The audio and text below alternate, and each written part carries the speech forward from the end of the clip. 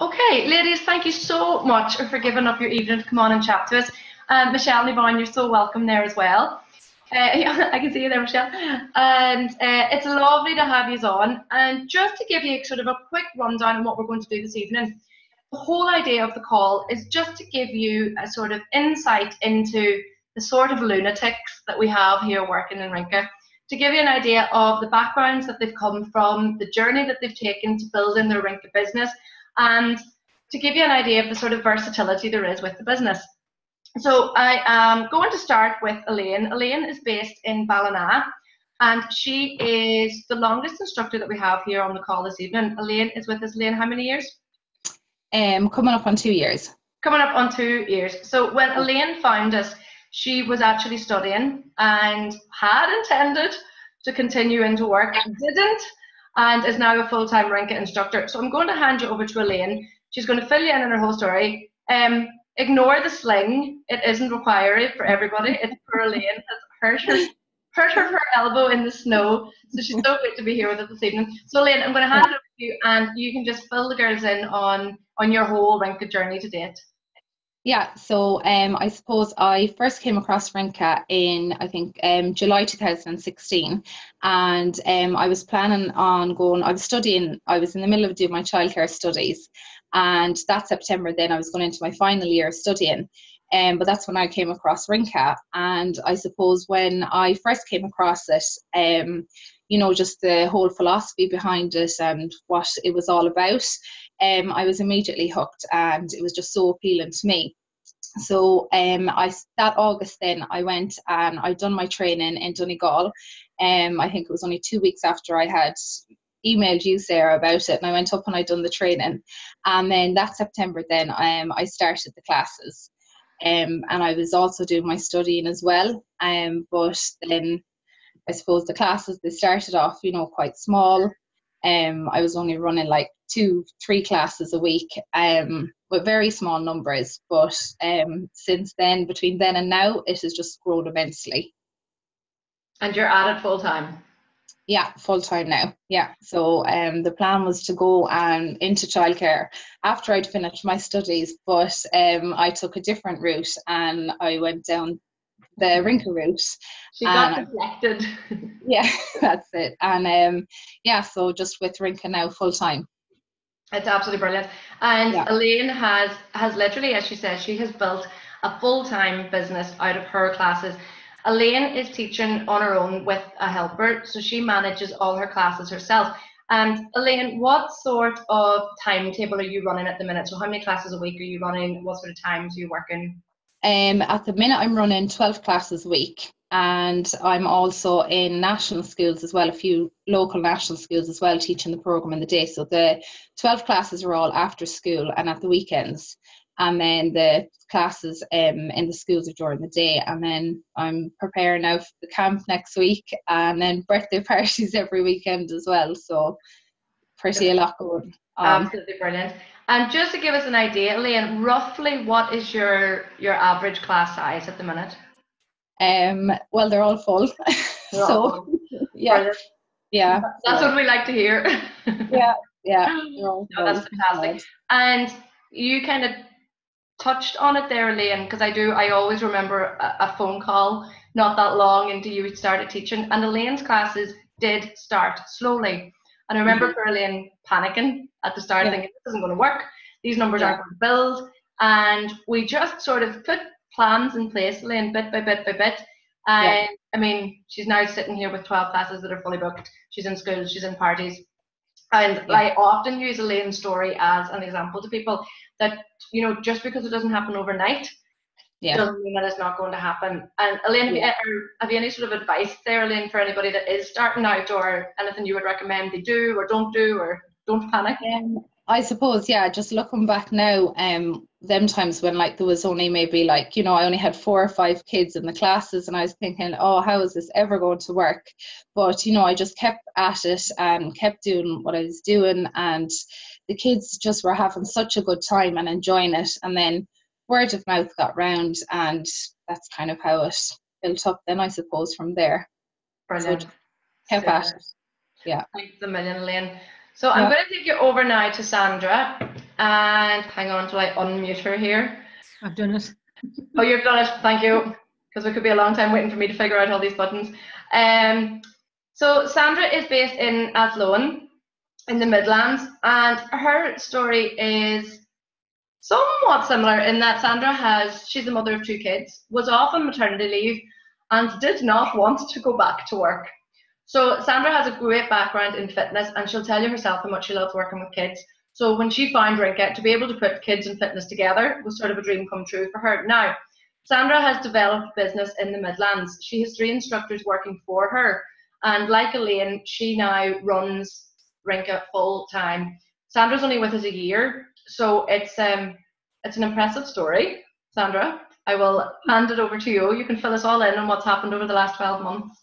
Sure. Yeah. Hi everyone. So like Sarah said, I started a year ago, and I started classes last February. I've always been interested in fitness from an early age, and more so, I say in the 6 months before I discovered Rinka, I had known that I wanted to work full time in fitness. I was in a corporate job, and it just wasn't really exciting me. Didn't really give me a huge amount of purpose. So we had actually taken on another franchise for adult fitness classes, and I loved it. I loved the whole aspect of helping people with their health and their fitness. But I've always loved kids. I have 2 of my own, so I obviously love them. But I've always loved kids, and I always wanted to work with kids. And then, obviously, with the passion for fitness, I wanted to put the 2 of them together, but I just didn't know where to start. And a friend of mine had told me about sending her little boy to Rinka classes that were on in Moat, in the neighbouring town here. And at first I thought it was a dance class, so I didn't really look too much into it. But then she explained about it being fitness, and I looked up the website, and the same as Elaine, as soon as I seen what it was about, I just thought, oh, I have to get involved in this. So gave Sarah a call, and I think it was about a 10-minute call, and by the end of the 10 minutes, I was like, yeah, sign us up. We're definitely doing this. So that was in the January, did the training in January, and started our first classes in the February. I think I started with 4 classes, and for next term now, we're up on 18 classes. So I cover quite a big area in the Midlands. So we have classes in Athlone, Grand Temple, Moat, Kilbeggan, and most recently in Roscommon as well. And like Elaine as well, we have birthday parties, we have schools, I even have a communion booking. So really anywhere there's kids, you'll find us with Rinka. Which it's been, for the last year, has probably been the most fun I've ever had.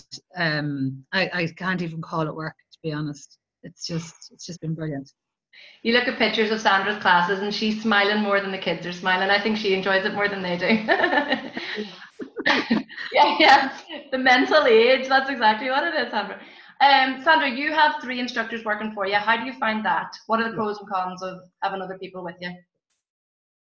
It's tough, because I'd be admittedly like a bit of a control freak, and I found that part hard. Like, I pride myself on quality of how I present the classes, so I found it hard to kind of leave the kids in someone else's hands, and wanted to make sure that they were doing everything I was doing. But in fact, they have different personalities and different traits that they bring to classes that the kids love as well, that they might not necessarily love what I parts of what I do. So that part I kind of found hard. But other than that, I've been really lucky with the instructors that I've had. The kids just absolutely adore them, and they're brilliant. So far, fingers crossed, I've not had any issues really with instructors. It's been great. They share the same vision as I do, and they work as hard as I do to make sure that the kids are happy. So that's all you can ask, really. And Sandra, like Elaine, you're sitting with fully booked classes. What sort of feedback are you getting from parents? Like, what sort of things? Why are the classes full? So why do you think it's working so well for you? The classes, I think, are full. Well, there's probably a couple of reasons. I don't know of any other after-school activity, if you want to call it that kids will go to, that you will get a text message after the class to let you know what the kids have done. 2, you'll get a praise text to let you know how well your child has done. If you haven't been at class, they actually inquire to let you know that you haven't been there. So I think the aftercare is huge. It's the number one thing I see, and my parents' feedback to me, is the confidence that they see in their kids. And you have shy kids that when they come in the door, they don't want to leave mommy's leg, and then in 2 or 3 weeks they don't even wave them goodbye. I think, and that's down to the fact that we don't focus on competition, and we don't focus on individual strengths as such. It's all, you just do your best and you have fun doing it, and I think that's why it's so successful. As well, obviously, as the curriculum been very well thought out, and like just yesterday I had a mum message me to say that her son has been taken off the physio list, and she said it's all down to his Rinka classes. Wow. And he's been going to physio for 2.5 years. That's and he's a year with us, which he was taken off. So there's the social side of it as well, and we do advertise that a lot, but it's not to forget that they are actually doing fitness and they are actually working on their skills. Yeah, that's brilliant. One last question for you, Sandra. Why do you like being part of a franchise and not just going out and doing it on your own? The support. The support is always there.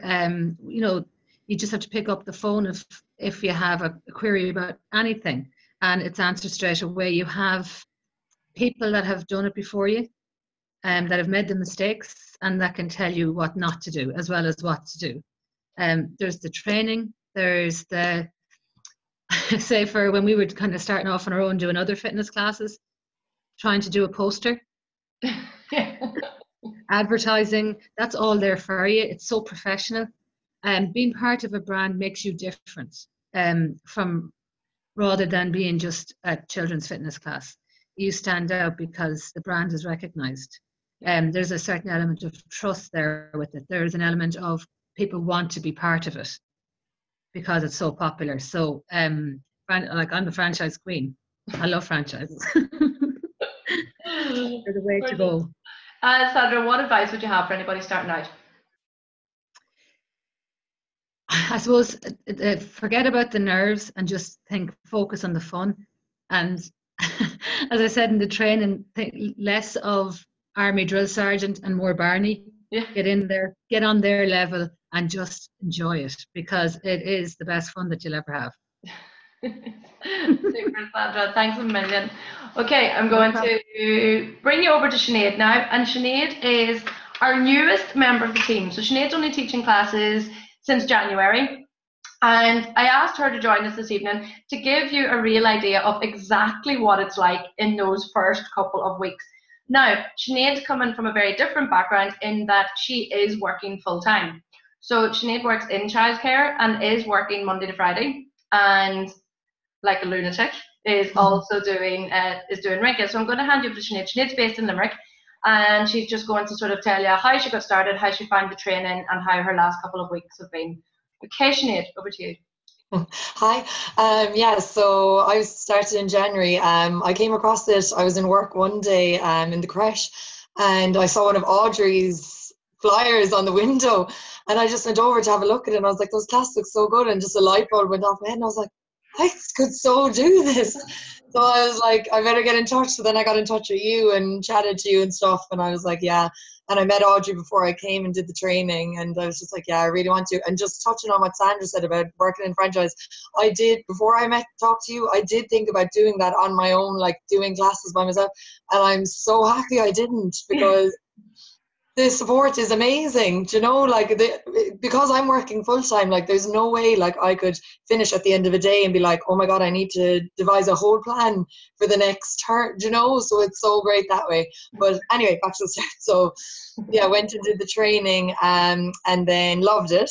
And I remember being up there, and I was a bit nervous with you saying like the rent in Limerick, like to rent the room and stuff was really expensive, and I was like, oh God, is it going to work and stuff like that. But like, I think once you believe in yourself and be a bit bold and don't be afraid to be like, could you give it to me for this price and that kind of a thing, and I like got down my price like big time there.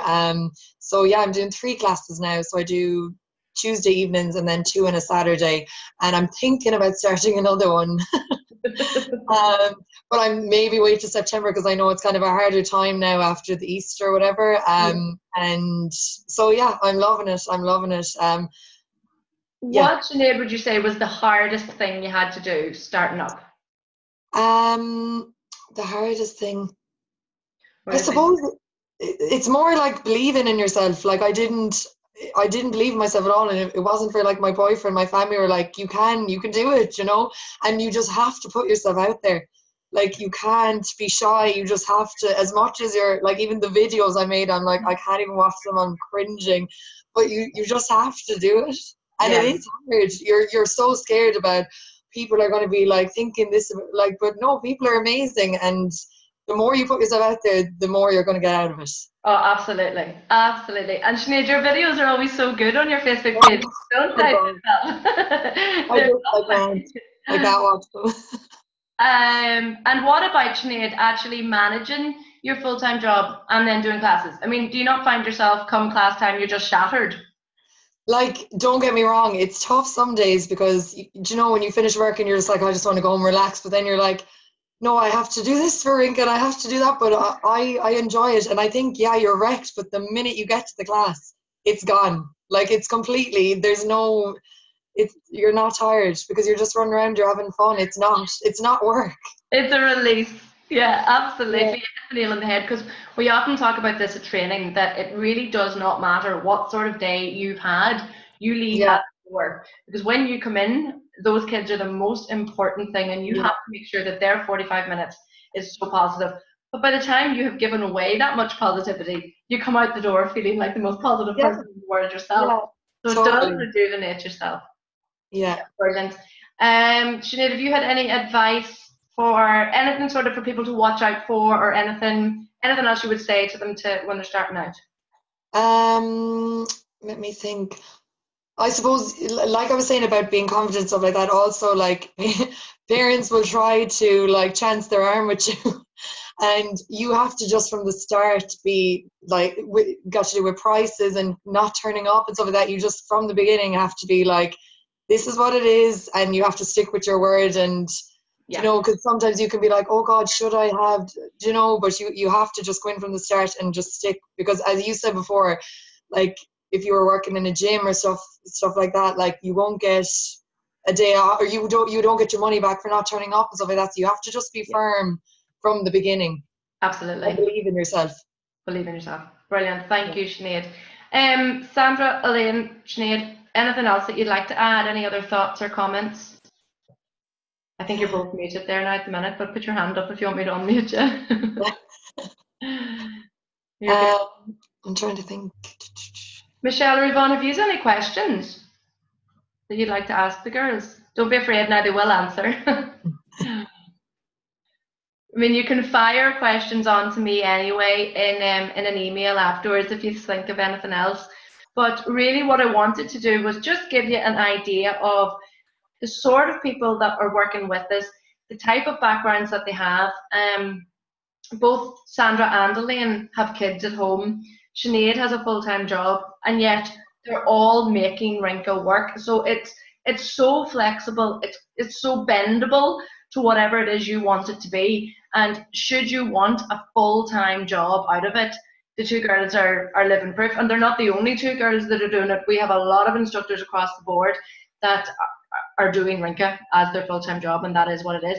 Guys, just the schools. Sandra, I know you were saying there earlier on that you're in school. How do you approach the schools? Have you any sort of advice to give on schools? The schools are actually quite tough. They're hard enough to get into.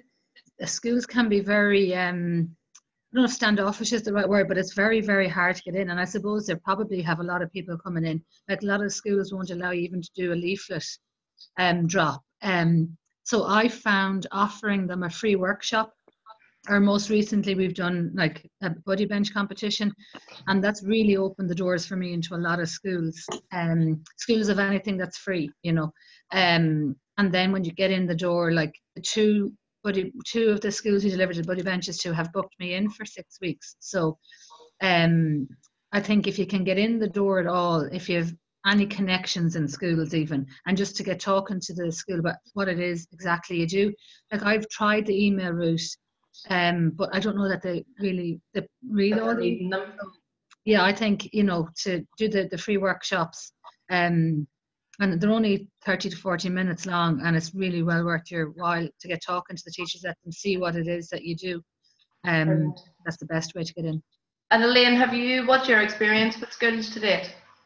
Yeah, pretty much the same as Sandra. It's hard to get into the schools, but like that as well, just offering kind of the free workshops. Yeah. And even then when the teachers see it and Yeah. they're just like, oh, that's great. Like I don't have to do PE, because a lot of the teachers sometimes don't like that side of it.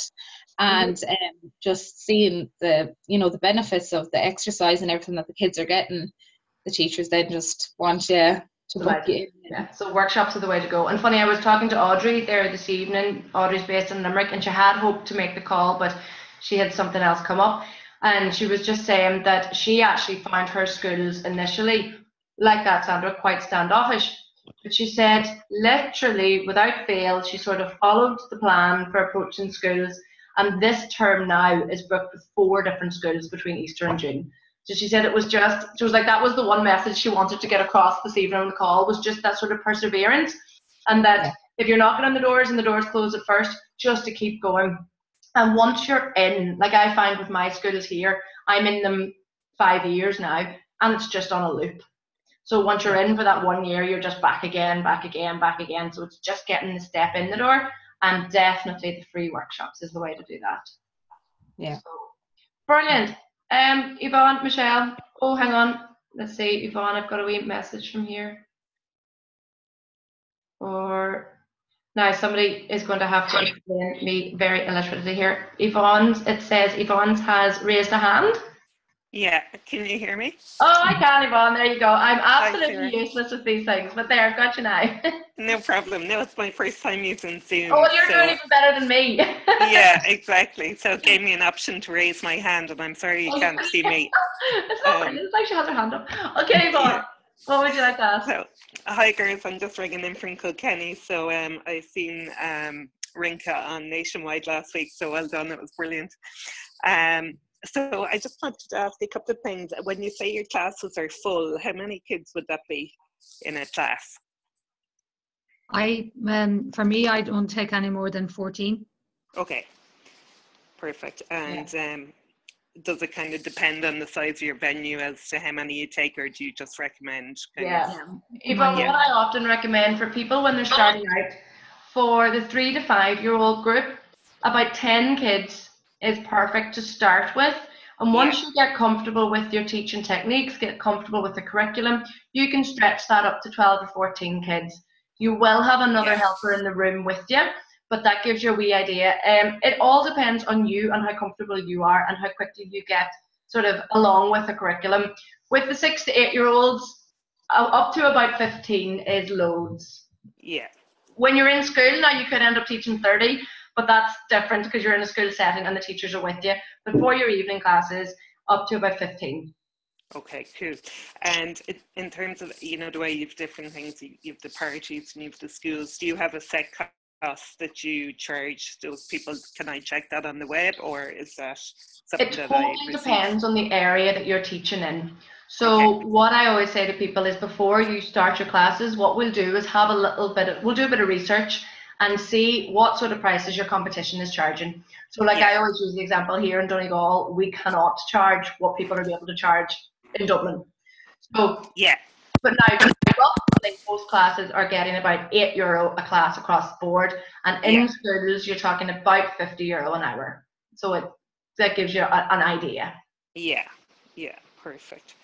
And in terms of venue, then you just go out and you choose your own premises and you negotiate costs with the owner. And what most instructors are using is community centres, school halls, church halls, as long as it's bright, clean and airy. Yeah. Cool. The GA halls are good as well. Say that again, Ian. The GA halls. Yeah. They're quite good as well. Brilliant. And so your next training day is next month, I think, in Donegal. It is the 22nd of April and the 6th of of May. Now, this is actually the first time. It's funny, it's so typical, you know, whenever the nationwide show, we didn't have a date for that until about a week before it. So it came out, but these dates were already set. So this is the first time we're experimenting with the weekend being split over 2 Sundays. Usually we do a Saturday and a Sunday back to back, but we were going to try the 2 separate ones. Reason being, you take on an awful lot of information on the 2 days.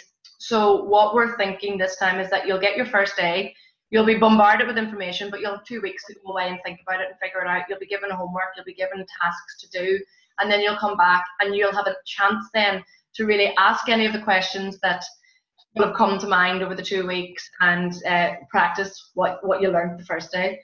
Now, there will be more training. I don't have a date, but there will be more training June or July, and that one will be back to back. That'll be a Saturday and a Sunday again. Okay.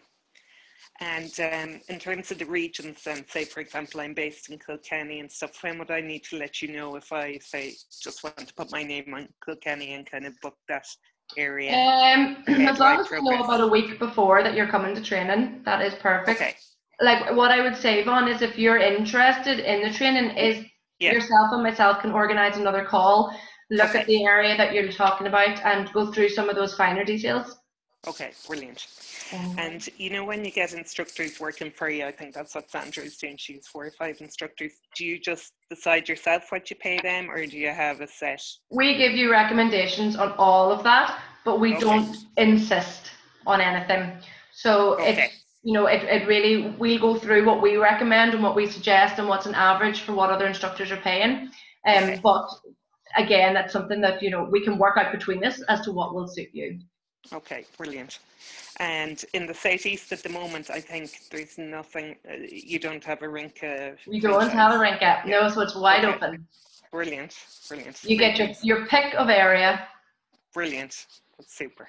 Okay, thanks, Sarah. That's great, thanks, Yvonne. And Michelle, have you any questions pop into mind? Oh, hang on now, Michelle, wait a second, I have you muted.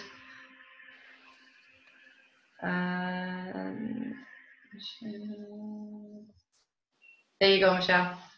I don't have a huge amount because I think you answered a lot on the email there this morning. So that's really helpful. We're definitely we're quite happy for that. I'll probably organise a phone call. My husband Richard, he's interested in it as well, and we'd like to do a fab. Oh, fab. We have a husband and wife down in Cork, and actually when Sandra did her training, her fella Dave was with her as well. So it's brilliant. We love to have, and you know what? It makes life so much easier when you've got a bit of backup there too. So bring it along. Schools, if you do have, like, you know, 30 plus, it's always good to have your partner there to help you as well. Yeah. Brilliant. That's great. Well, listen, ladies, if any other questions pop into your mind, drop me an email and I will get back to you. And Sinead, Sandra, Elaine, thank you so much for giving us time this evening. It was great chatting to you. And Michelle and Yvonne, we'll talk to you soon. Yeah, great. Yeah, Sarah, I'll drop you an email. That'd be great. Thank you. Super. Nice Anytime, guys, drop an email and I'll answer anything I can. All right, you guys, have a great evening. Thank you. Bye-bye. Bye. Bye.